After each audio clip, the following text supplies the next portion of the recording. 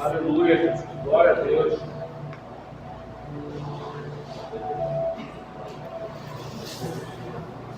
Eu atendi uma irmã e ela, com os olhos cheios de lágrimas, ela falou comigo assim: pastor, Deus me perdoou, mas Ele não me curou da minha doença ainda. E ela está vivendo momentos dramáticos. Ela está com câncer horrível e está buscando Jesus desesperadamente.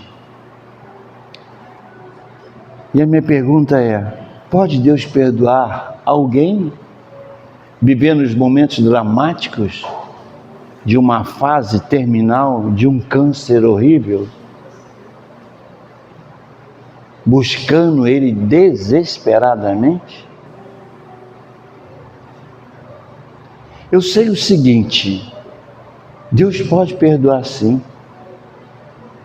Ele pode perdoar quando nós não sabemos mais qual o caminho que devemos seguir, para onde vamos.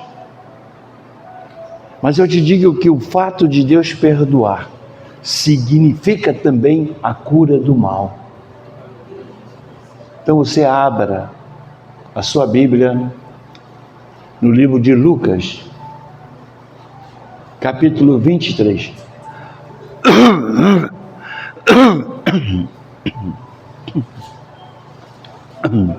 Quando você puder, fique de pé.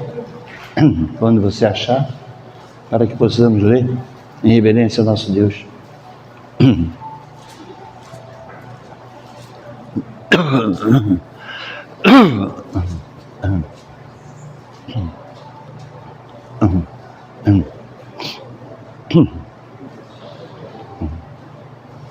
Lucas 23, a partir do versículo 33. Quando chegaram ao lugar chamado Calvário, ali o crucificaram, bem como aos malfeitores, um à sua direita e outro à sua esquerda. Mas Jesus dizia: Pai, perdoa-lhes, porque não sabem o que fazem. Então, para repartir as roupas dele, lançaram sortes. E o povo estava ali e observava tudo. Também as autoridades zombavam e diziam: salvou os outros, que salve a si mesmo, se é de fato Cristo de Deus o escolhido. Igualmente os soldados zombaram dele e, aproximando-se, trouxeram-lhe vinagre, dizendo: se você é o rei dos judeus, salva a si mesmo. E acima de Jesus estava a seguinte inscrição: este é o rei dos judeus. Um dos malfeitores, crucificado, blasfemava contra Jesus, dizendo: você não é Cristo, salve a si mesmo e a nós também. Porém o outro malfeitor o repreendeu, dizendo: você nem ao menos teme a Deus, estando sob igual sentença? A nossa punição é justa, porque estamos recebendo o castigo que os nossos atos merecem, mas este não fez mal nenhum. E acrescentou: Jesus, lembre-se de mim quando você vier no seu reino. E Jesus lhe respondeu: em verdade, lhe digo que hoje você estará comigo no paraíso. Abaixe sua cabeça. Senhor Deus, meu Pai. Pai, obrigado. Hoje é uma noite especial, Pai. A noite da ceia com o Senhor. Então, Pai, nessa noite, nada como realçar, ressaltar, Pai, o episódio da crucificação, Pai. Quando o Senhor sofreu na cruz por nós. Pai, obrigado. Obrigado por esse sacrifício. Nós agradecemos a Deus que deu o seu Filho para que verdadeiramente Ele pudesse salvar aqueles que são os seus, Pai. Eu te peço, Pai, em nome de Jesus Cristo, anula o pastor Luiz Carlos, somente tem permissão para falar aqui, é o Espírito Santo de Deus. Pai, que o homem não acrescente nada, mas somente o Espírito Santo. E tudo, Pai, que vai acontecer é aqui, renovo, cura, restauração, alegria. Ó Pai, tudo será para a honra e glória do Teu nome, que toda a igreja diga. Amém. Glória a Deus. Na cidade de Jerusalém saíam 2 caminhos. Um deles era para Jericó e o outro subia para o Monte do Calvário. No primeiro caminho, ali ficavam os marginais, os ladrões, os delinquentes, que eles viviam uma vida errada, amparadas pela sombra da morte. Eles matavam, eles roubavam, violentavam, abusavam das pessoas. Eles tinham a impressão que nunca ninguém iria descobrir o que eles estavam fazendo naquele ambiente. Naquele caminho que descia para Jerusalém, esses homens estão vivendo uma vida depravada, sem rédeas, sem normas, e argumentavam, discutiam e tentavam às vezes justificar as suas atitudes. Viviam desesperados, eram vazios, mas continuavam fazendo tudo aquilo, tentando de uma maneira encontrar algum sentido para a vida deles. O que eles esqueceram é que um dia, como resultado de terem descido tão baixo, teriam que subir o Monte Calvário. E lá no topo da montanha, teria que pagar o preço pelas suas atitudes erradas. No Brasil não existe pena de morte, mas naquela ocasião e naquela terra existia. E não era executado numa câmara de gás, não, nem numa cadeira elétrica, ou num fuzilamento, não. Era executado pela crucificação. Hoje é difícil para nós entendermos o significado desse tipo de morte, porque não era uma morte simples. Os homens faziam uma cruz, cravavam o corpo do marginal nessa cruz, levantavam essa cruz, com o peso do corpo, as carnes dos delinquentes se rasgavam, pois havia prego em suas mãos e nos pés. E ninguém morre por causa dessas feridas, não, que se faz nos pés e nas mãos. Porque as mãos e os pés não são os pontos vitais do corpo humano. Se ao menos os pregos fossem colocados no coração, seria uma coisa muito mais rápida. Eles morreriam imediatamente, mas os pregos eram colocados nas mãos e nos pés. E o homem não morria logo, não. Ele era levantado naquela cruz, dependendo da sua resistência física, ele podia ficar pendurado nessa cruz 1, 2, 3, até 4 dias. De dia o sol implacável queimava as suas carnes, de noite o frio castigava o corpo desses homens, e a lei só permitia que lhe desse de beber a esses delinquentes um pouco de vinagre, e o homem ia perdendo o seu sangue gota a gota, gota a gota, e a vida lentamente estava indo embora. Eram pendurados ali, sabe por quê? Para que tivesse tempo suficiente para lembrar da sua vida passada, para que eles pudessem se arrepender de todo o mal que eles tinham causado às pessoas. E para vocês terem uma ideia, chegava um ponto, às vezes, que o delinquente, o pobre marginal, pedia aos soldados o seguinte: por favor, vocês podem me matar? Eu não me deixe mais nessa cruz, eu não quero mais, eu quero morrer logo. Será que vocês não podem me dar um golpe de espada? Mas a lei não permitia. O homem tinha que morrer lentamente. A morte de cruz era uma morte cruel. Era a vingança da sociedade contra homens que tinham abusado de todo mundo. Ali concordava com aqueles homens que estavam fazendo essa maldade com os delinquentes.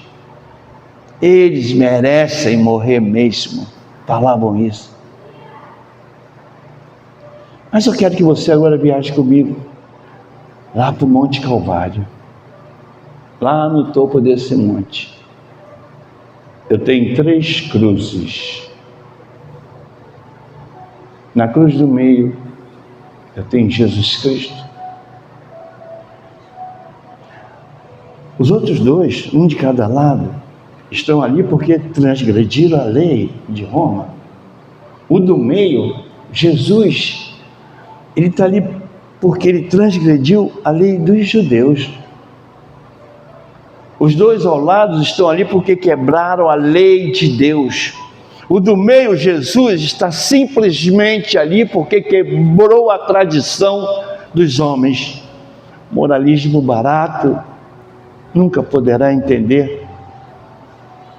Qual é a diferença entre a lei de Deus e a tradição dos homens? Ali estava Jesus, pendurado no meio dos ladrões. E nós precisamos entender, meus irmãos, essa atitude de Jesus. Nos últimos momentos da sua vida, ele passou entre 2 malfeitores, 2 pecadores, 2 homens sem esperança, 2 marginais. Sabe por quê? Porque Jesus veio a esse mundo para salvar o pecador.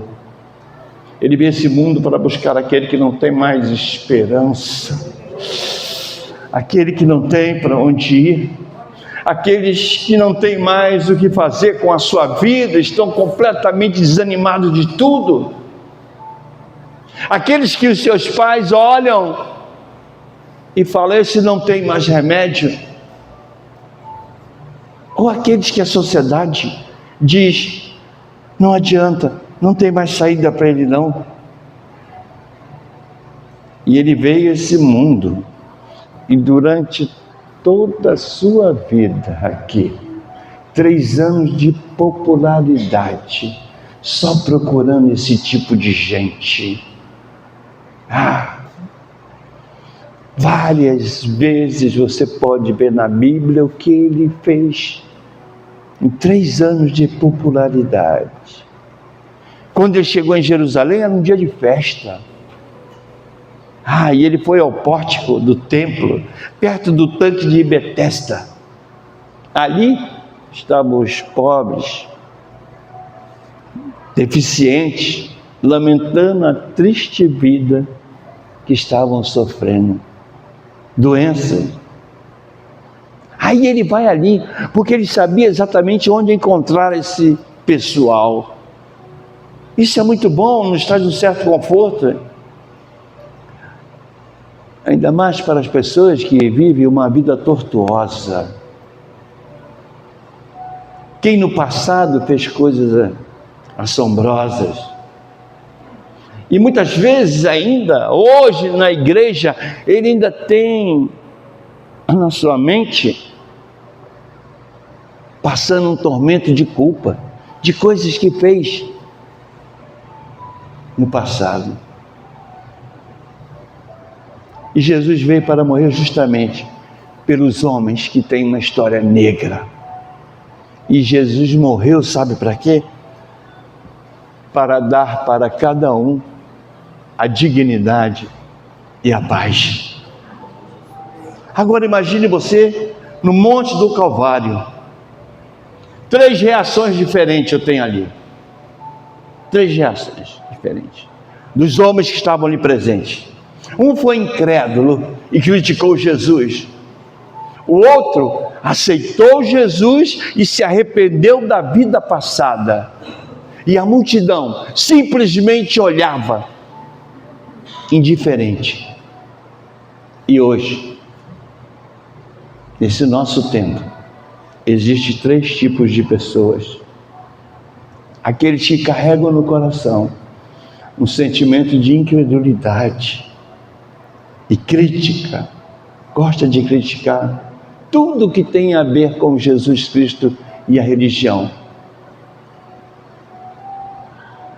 Outras pessoas têm uma atitude de reconhecimento. Em algum momento o Espírito Santo toca, porque é Ele que nos escolhe. Aí toca, e essa pessoa se arrepende e se entrega a Jesus Cristo. Mas também existem muitas pessoas que permanecem indiferentes, ou na melhor das hipóteses, ficam simplesmente olhando para ver o que vai acontecer. Pessoas que vêm, escutam a palavra de Deus, mas parece que a palavra não diz nada. Entra por aqui e sai por aqui. Mas medite um pouco na atitude do primeiro marginal. Esse que olhou para Cristo e falou: se tu é Cristo, salva-te a ti mesmo e a nós também. Se tu és Cristo. Você já percebeu que enquanto Cristo acreditava nos homens, muitos sempre estão duvidando dele. Muitos duvidavam dele. Esse é o Filho do Deus Altíssimo. O diabo no deserto disse para ele: se tu és filho de Deus, manda que essas pedras se tornem pães. E o povo falava, sabe o quê? Aos outros ele salvou. Salva-te a ti mesmo. Se você é Cristo, você é escolhido de Deus. Agora o marginal também duvida. Mentes conturbadas, arrasadas pela dúvida, querendo uma demonstração de poder. Muitas pessoas estão precisando de um toque, de um renovo, de um fortalecimento do nosso Deus, do Espírito Santo de Deus, mas ela parece que não acredita que isso possa acontecer. Eu só vou acreditar em Deus se Ele fizer isso comigo. Eu vou à igreja, mas eu vou lá, mas eu quero o seguinte, eu vou lá, eu quero ver o que Ele vai fazer para me ajudar. Porque todo mundo queria uma demonstração de poder. Mas para que uma demonstração de poder, se tanta demonstração de amor não tinha sido capaz de cativar essas mentes? Como é que alguém vai querer? Quem é que vai acreditar que Ele está de braços abertos esperando cada um de nós, pronto para abençoar, pronto para curar, pronto para fortalecer? O ladrão que pediu provas a Deus na cruz do Calvário é o símbolo de muitas pessoas que estão morrendo neste mundo. Muitas pessoas consumidas pela incredulidade, vivem arrasadas pelas dúvidas, sem saber que estão hoje indo para o caminho da morte. E essas pessoas têm visto o que elas estão passando em suas casas, seus familiares, mas a pessoa não acredita que Deus possa realmente resolver essa situação. Porque muitas pessoas estão perdendo as suas vidas, mas querem prova, querem racionalizar, vive questionando. Se tu és Deus, por que eu tenho no mundo tantas crianças pobres? Se tu é Deus, por que o meu marido morreu? Se tu és Deus, por que eu estou com esse problema no meu emprego? Eu acho que eu vou perder meu emprego, mas tu és Deus. Se tu és filho de Deus, por que existe tanta gente rica, mas existe o triplo de pessoas pobres, pessoas passando fome nesse mundo? É como se Deus tivesse que resolver o que nós, os homens, temos que resolver aqui nessa terra. É como se Deus estivesse lá no céu com uma vara mágica, tendo que compensar as nossas irresponsabilidades nesta terra. Mentes arrasadas pela dúvida, reclamando de uma demonstração de poder. Mas então aparece outro ladrão e recrimina o seu companheiro dizendo: eu não estou entendendo você. Você está morrendo e não quer aceitar Jesus. Você e eu temos razão de morrer. Nós somos mal, nossa vida toda foi errada. Desperdiçamos, arruinamos a nossa juventude. Vivíamos sem valores morais, sem princípios. Fizemos a nossa vida, nós fizemos na nossa vida aquilo que nos dava vontade. Então eu e você temos razão de morrer. Mas esse homem, ele não fez nada. Ele não fez nenhum mal a ninguém. Sabe qual foi o único delito dele? Foi acreditar no ser humano. Ele errou. Ele nunca fez mal a ninguém. Se o único delito que poderia ser acusado era de ter amado o ser humano, de ter restaurado prostitutas, ladrões, marginais, de ter curado leprosos, de ter devolvido a vista aos cegos. Sabe por que mataram Jesus? Aquele povo vivia a sua vida à sua maneira, os judeus. Aqueles homens tentavam ganhar a salvação por sua boa conduta. O povo era assim, por seu comportamento correto. Eles seguiam as normas de fio a pavio. E agora aparece um Jesus Cristo oferecendo salvação à prostituta, a leprosos, viciados, escravizados pela miséria do mundo, homicidas, ladrões, e ele tocando nessas pessoas, sentando na mesa com essas pessoas. Enquanto aquele povo, eles queriam ganhar a salvação pelo bom comportamento. Eles não entendiam isso não. Eles deviam pensar assim: como é que pode? Eu me esforço tanto para não matar, não roubar,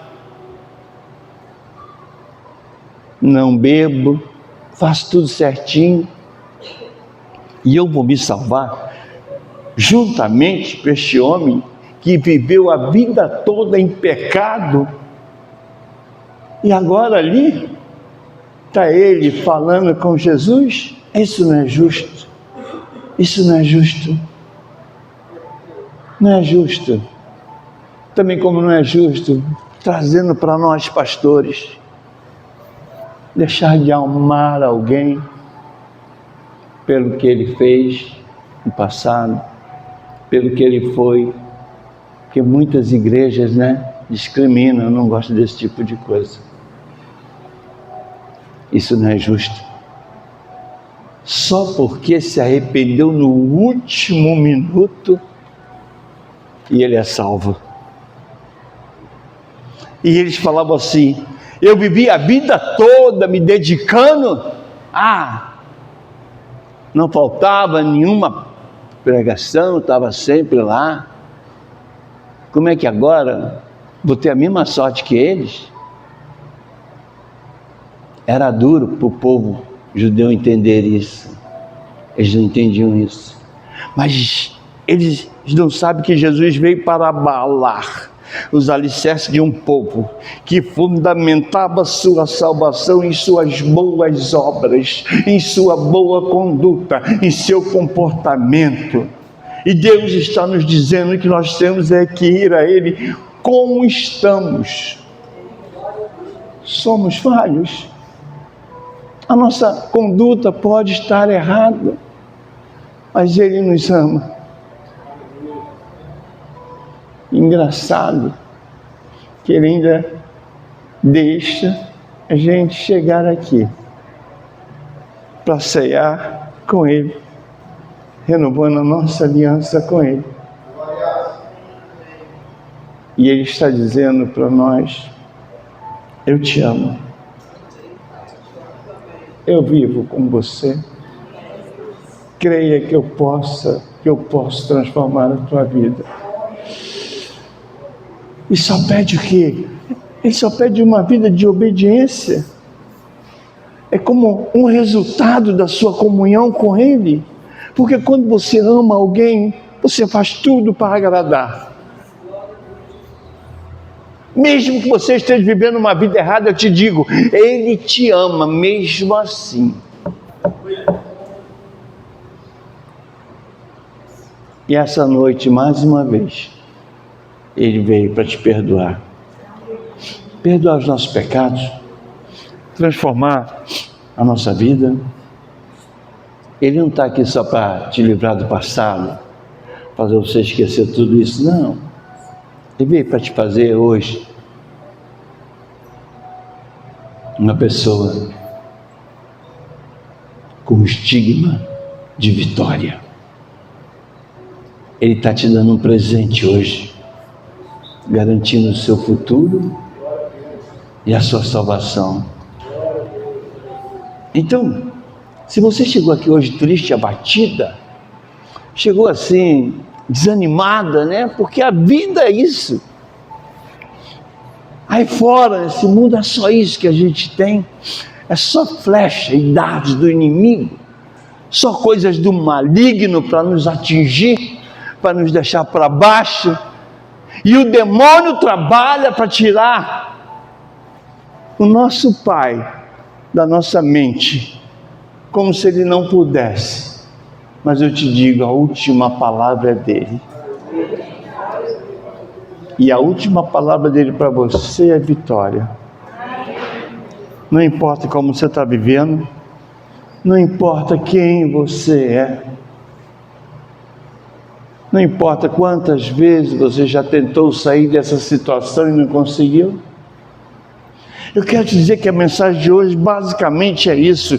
É para que você entenda que Jesus Cristo tem o poder para transformar a sua vida.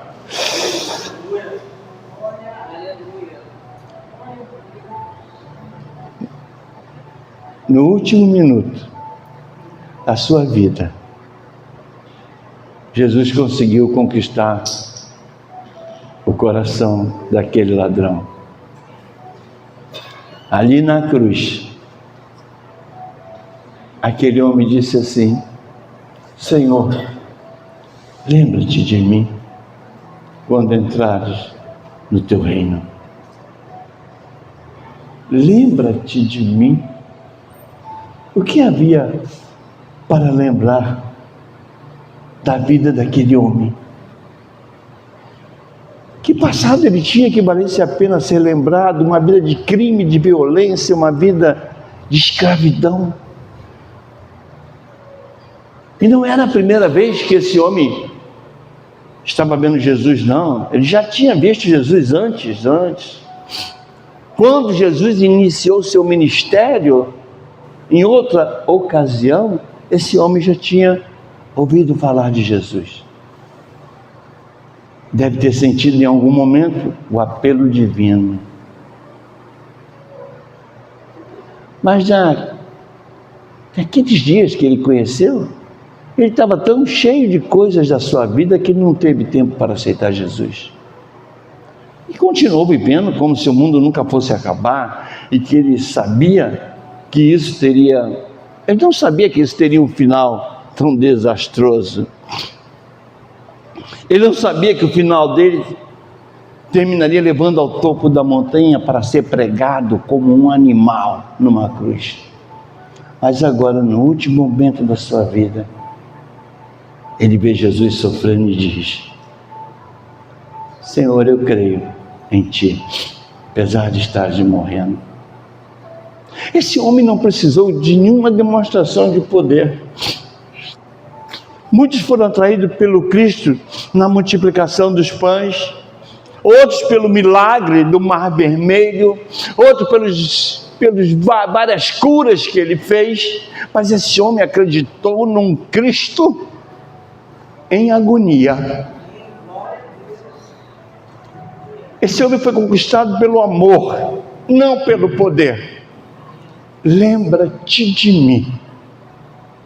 O que havia no passado desse homem que valesse a pena? Ele não tinha um passado muito bom, mas naquele momento ele se agarrou em Deus com todas as suas forças. E ele já devia pensar: Senhor, livra-me do meu passado. E eu te digo uma coisa: ninguém vai se perder por causa do seu passado. Se um dia você perder alguma coisa, é porque você não aproveitou o presente.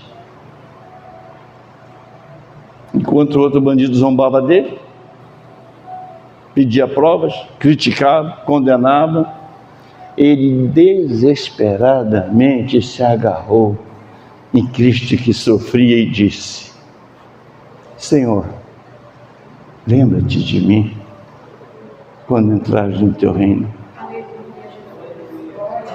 Que grande alegria, que grande dia para esse homem. De manhã, medo da morte. Ao meio-dia está ele saindo da cadeia, subindo por aqueles caminhos tortuosos, carregando a cruz até o topo. De tarde, pendurado, já sofrendo, ensanguentado. Encontra Jesus na hora da morte. E bastou o quê? Bastou só dizer: Senhor, eu creio em Ti. Naquele instante ele garantiu um futuro maravilhoso nos braços de Jesus. E é só isso que Deus quer, que a gente possa dizer: eu creio em Ti. Nessa noite, você está renovando a sua aliança. Para você que falou: Senhor, eu creio em Ti, lembra-te de mim. Quem sabe o seu passado tenebroso ainda está contigo, você está carregando ele aí, mas o Pai não quer saber disso não. Ele só quer o seu coração, Ele só quer os seus desejos, Ele quer realizar os seus sonhos, Ele quer curar a sua alma. Esse é o objetivo dele. Mas eu quero que você entenda que Jesus Cristo verdadeiramente tem o melhor para você. Creia nisso. Ele quer as suas lágrimas. Ele quer você com força, com coragem. Ele te lembra nessa noite que Ele leva toda a depressão, toda a tristeza, todas as doenças. Ele te deixa limpo. E essa ceia é a providência de Deus para a tua vida. Para tirar a miséria, tirar essa tristeza, tirar esse desânimo. Essa ceia é uma providência para o seu coração, para a sua casa, para os seus familiares. É a providência de perdão. Então que você dê um passo forte. Deixa Ele resolver a tua vida. Deixa Ele resolver a tua vida. Agora você sabe da importância dessa ceia? Que a gente olha para isso de uma coisa tão simples, né? Bonito, tudo muito bonito. Mas você sabe da importância disso? Eu quero lembrar alguns pontos importantes do cristianismo, principalmente dessa oportunidade que você está tendo hoje de participar da Santa Ceia. Quando conhecemos Jesus Cristo da maneira que hoje temos muito mais entendimento e conhecimento, você pode se aproximar dessa mesa com legitimidade. Você pode chegar nessa mesa. porque você é uma escolhida, você é um escolhido. E o objetivo dessa ceia é para que possamos manter no nosso coração a memória da obra que Jesus Cristo fez no Calvário. E Ele deixou claro: fazer isto em memória de mim. E a ceia do Senhor é isso aí, é a oportunidade para lembrar do sacrifício que Ele fez na cruz. E Ele nos oferece nessa noite, mais uma vez, a esperança da vida eterna.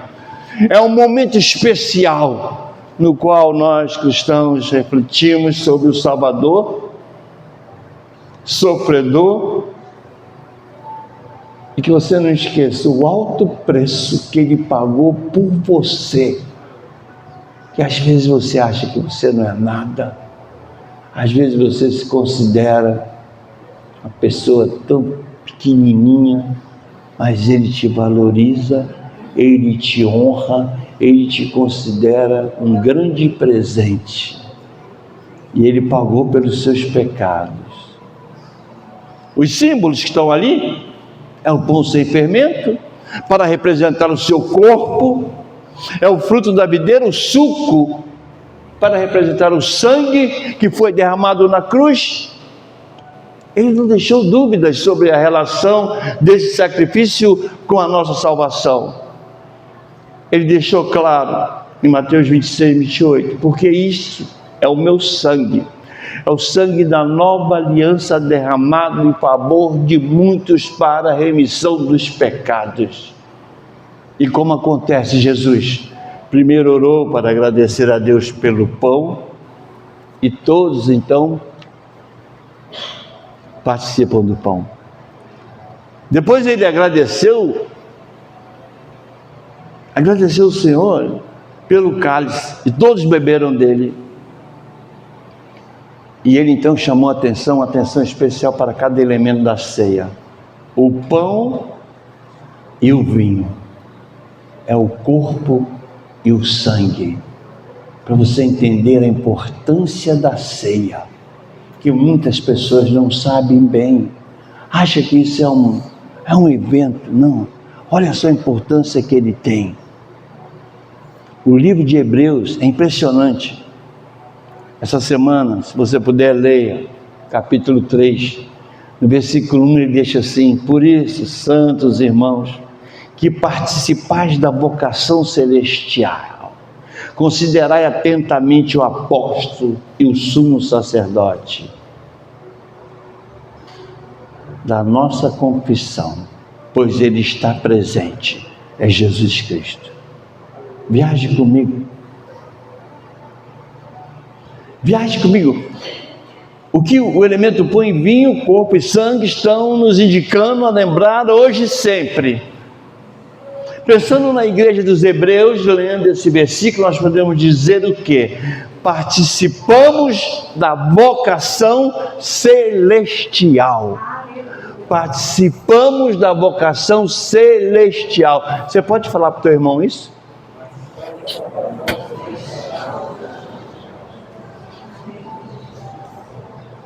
Amém? Amém. Quando nós nos esquecemos da nossa vocação celestial,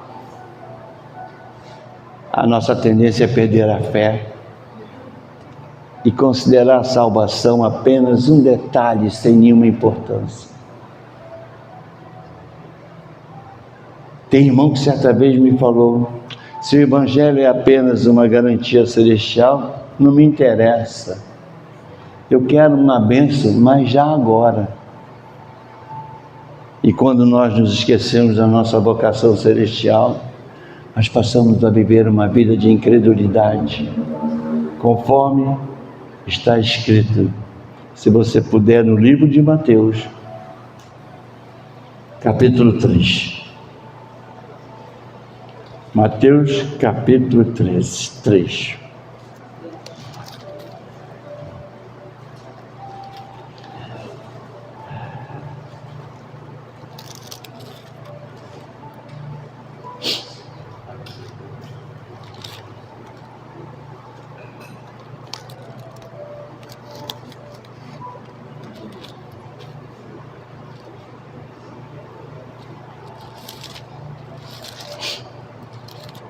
versículo 7.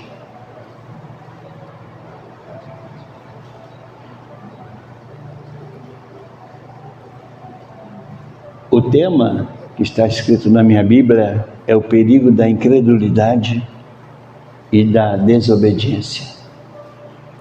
Por isso, como diz o Espírito Santo, hoje, se ouvirem a sua voz, não endureçam o coração, como foi na rebelião no dia da tentação no deserto, onde os pais de vocês me tentaram, pondo-me à prova, e viram as minhas obras durante 40 anos.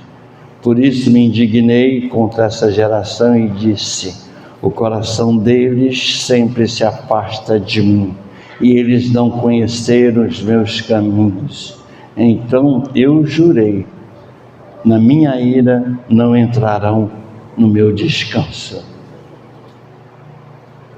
Tenham cuidado, irmãos, para que nenhum de vocês tenha um coração mau e descrente e que se afaste do Deus vivo. Pelo contrário, anime uns aos outros todos os dias, durante o tempo que se chama hoje, a fim de que nenhum de vocês seja endurecido pelo engano do pecado. Porque temos que nos tornar participantes de Cristo, se de fato guardamos firme até o fim a confiança que desde o princípio tivemos. E como se diz, hoje, se ouvirem a sua voz, não endureçam o seu coração, como foi na rebelião. E que foram que ouviram e mesmo assim se rebelaram? Não foram todos que saíram do Egito por meio de Moisés? E contra Deus se indignou durante 40 anos? Não foi contra os que pecaram, cujos cadáveres caíram no deserto? E a quem jurou que não entraria no seu descanso, senão aos que foram, os que foram desobedientes. Assim, vemos que não puderam entrar por causa da sua incredulidade. Sim,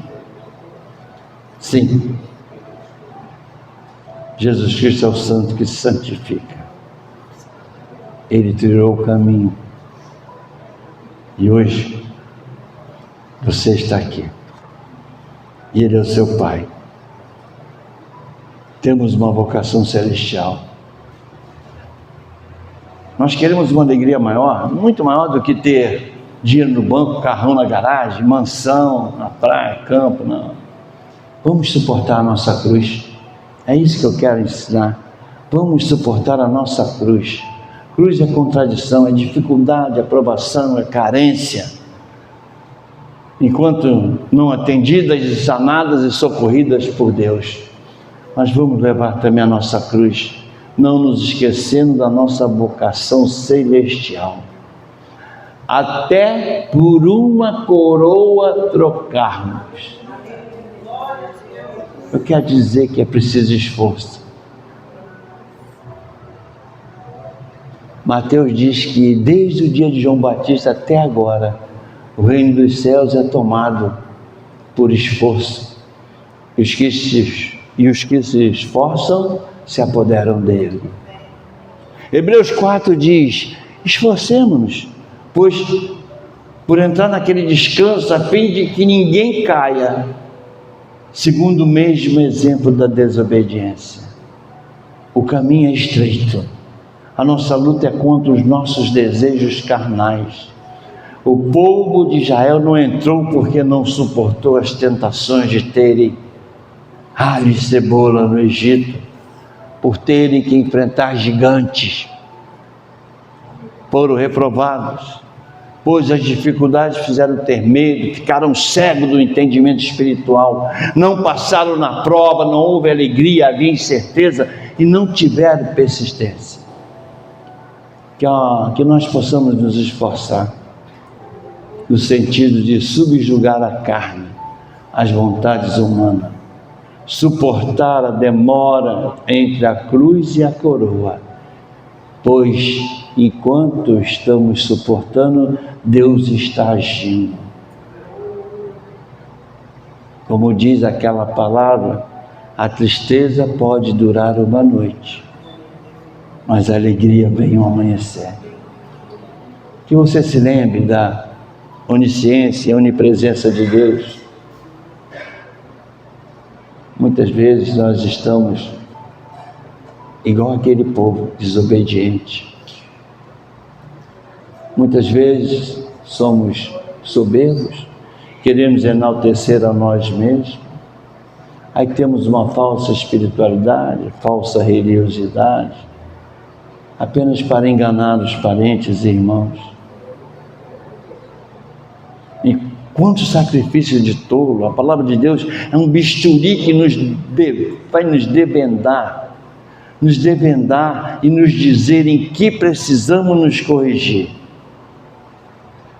E no mais, queremos que Ele só diga para nós: estamos ok.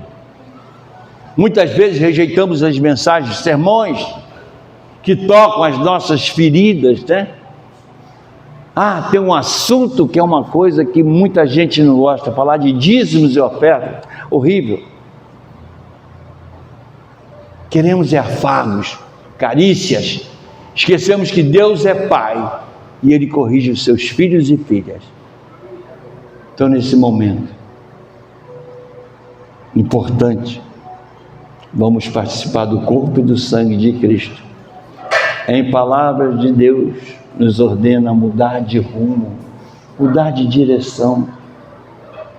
Quem sabe, você que está aqui, ou eu, está precisando de um pequeno conserto. Alguma coisinha que está, de vez em quando, Porque eu não posso esquecer que Ele é de misericórdia e de graça. Eu não posso esquecer que Ele está pronto para te perdoar quando você confessa, quando você abre o coração para Ele, quando você fala: olha, eu fiz isso, cara, Deus, não queria. Ele está pronto para te perdoar. Amém? Amém. Que você nessa noite possa chegar a Deus com alegria, confiança, não com medo. Por causa de Jesus Cristo, o trono de Deus se transformou num trono de graça. Misericórdia. Os nossos pecados não são imputados e Ele nos ajuda a continuar sem sermos consumidos pela ira dEle. E essa noite é sua. Que você entenda o valor da sua presença nessa ceia. Assim diz o Senhor dos Exércitos. Abaixa sua cabeça. Pai, ajuda para que possamos continuar na caminhada, sem sermos consumidos pela ira de Deus. Pai, a graça, a misericórdia é a maior das graças que o ser humano pode esperar e receber. Mas, Pai, a graça também é um favor imerecido. Todas as bênçãos são favores imerecidos que recebemos do Senhor, Pai. Nós não somos abençoados por merecimento próprio. Pai, jamais vamos poder fazer qualquer coisa a fim de nos tornarmos merecedores de qualquer dádiva de Deus. Mas eu tenho certeza que o Senhor é um Deus que intervém na hora certa. Então, Pai, queremos entrar confiadamente no trono da graça, a fim de obter a misericórdia e achar a graça para o socorro no tempo oportuno. Pão e vinho, misericórdia e graça. O pão, como vimos no início, Pai, sabemos que representa o Senhor, que foi partido por nós. E é por causa do seu corpo partido, Pai, que nós temos a misericórdia, o perdão justo, com a satisfação a Deus, o justo juiz. Pai, obrigado por alcançarmos as misericórdias. Obrigado pelo sacrifício de Jesus Cristo que Ele fez na cruz do Calvário. Pai, o vinho representando o sangue, representou a graça. Oh, Pai, a vida de Deus, o sangue de Jesus Cristo, nessa noite vai nos purificar de todo pecado, para que possamos encontrar mais e mais da graça. Ó Pai, nos ajude. Que possamos, Pai, estar certo. Possamos ter as respostas certas para as frustrações, decepções. Pai, nós não podemos nos esquecer que o véu se rasgou e nós podemos penetrar no trono da graça. Nós temos deixado de contar com oração, Pai. Às vezes somos falhos. Mas, Pai, vamos comer do pão para a nossa misericórdia. Vamos saciar a nossa sede. Muitos aqui estão com uma sede insaciável, Pai, pelo Senhor. Pai, beber esse cálice, Pai. E hoje é um dia especial, Pai. Pai, nós não podemos esquecer. Nós queremos ser carregadores de misericórdia da Tua graça. Pai, nós já confessamos, Pai, que Te aceitamos como o nosso Salvador, Pai. Pai, então nós vamos receber a graça e vamos distribuir aqueles que nos rodeiam. E aonde nós formos, Pai, que possamos levar a Tua misericórdia, a graça do nosso Senhor Jesus Cristo. Nós não podemos esquecer nunca, Pai, da graça e da misericórdia. São dádivas de Deus, misericórdia e graça. E aonde a gente chegar, que a Sua graça seja derramada sobre as nossas vidas, sobre os nossos familiares, sobre as nossas casas, que possamos sempre ver, Pai, a Tua presença no nosso meio. E tudo será para a honra e glória do Teu nome, que toda a igreja diga. Amém. Glória a Deus. Quem sabe hoje aqui eu tenho alguém como aquele marginal que falou assim: Senhor, lembra-te de mim quando entrares no Teu reino. Quem sabe? Pode ser que tenha alguém aqui que nunca levantou a mão para dizer: eu creio em Ti, Pai, e gostaria dessa noite de levantar a sua mão para entrar nessa tribo maravilhosa que aqui está, tribo de Judá. Se você nunca levantou, sente o desejo no coração dessa noite, falar: eu quero aceitar esse Jesus Cristo, pode levantar sua mão que eu vou orar por você, se você estiver no nosso meio. Amém? Enquanto isso, o louvor vai cantando. Se Deus falar com